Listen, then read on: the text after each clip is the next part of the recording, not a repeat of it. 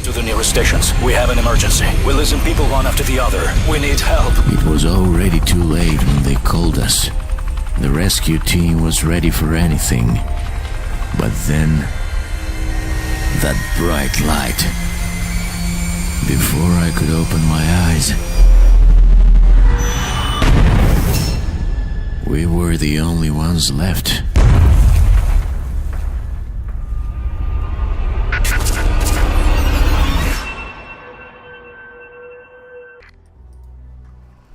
Hi guys, it's Indie Gaming Podcast here with a review of Distrust. I went into Distrust expecting something completely different because the developer said it was inspired by The Thing. Now I've watched The Thing, the original Thing movie, and I was a bit disappointed because it really didn't play out like that, so I had to change my perspective of the game. But once I did that, I got into it, and Distrust is a survival management resource game where your main objective is to go from zone to zone until you reach the end. During this time, your characters require the basic needs of warmth, food and sleep, but a major issue is actually the sleep aspect. I could not understand why I could not sleep on a desk or the floor. Instead, I found myself frantically looking for a building with beds in it. So the game has what's called anomalies, and while you're sleeping, these show up outside. They can't enter a warm lit building. However, lose any of these two things and you'll have to think quick on your feet as cold sweeps through the darkness and the anomalies enter the building. But keeping your furnace lit and your generator topped up with fuel and you'll have none of these issues. Apart from the sleep problem, one of the key aspects of the game is exploration. And I lost count of how many times my character cut themselves during mediocre tasks such as rummaging through fridges. Who does that? Who cuts themselves looking at a fridge? This is one of the painstaking aspects of the game, as bandages are scarce and you cut yourself a lot. This was one of the main reasons it was game over, as I could not find enough bandages. Or food for that matter, actually. In one zone, I found one sweet and nothing else. So for a survival game not to be able to...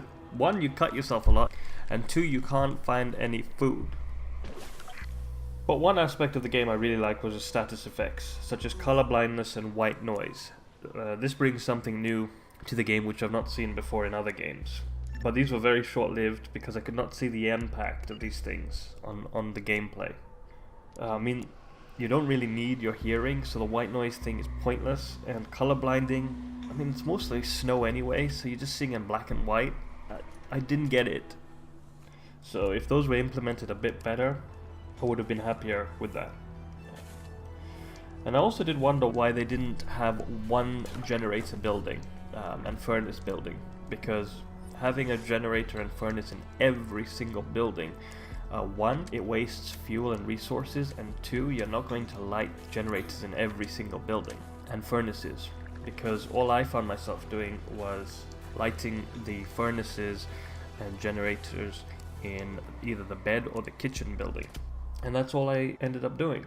And they really should have put it into one building, because I could imagine myself sprinting across the snow with anomalies chasing me, just so I can run into that building quickly, top up the fuel engine generator and light the furnace, and then I'm safe again. But sadly that's not the case. And also, the game does have random generation for the maps, so like I said, you can end up with one kitchen in one zone, no kitchen in the other.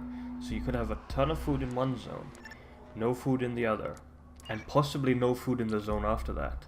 So you could actually die very quickly because you just run out of food and there's nothing you can do about it. And also, you know, just back to the cutting yourself thing is really annoying, because two things are key to this game: bandages and food.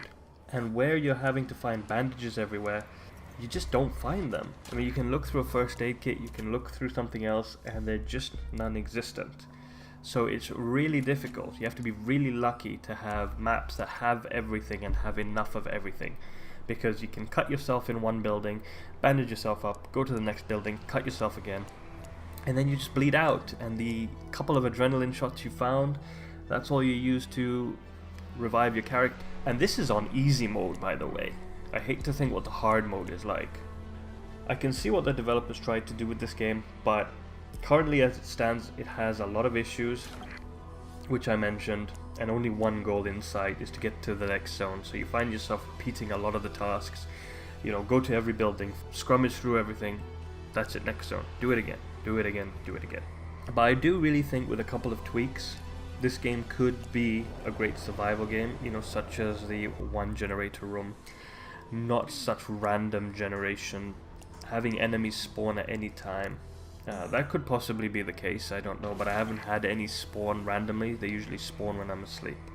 I mean, the artwork, don't get me wrong, the artwork and look of the game is beautiful, and I think with a few tweaks this could be a great game. So let's see what the developer does in the next couple of months, and I think that they have something very good here, and they can do something with it. It's not the end of the road for this game, so I'm looking forward to see what they do with it.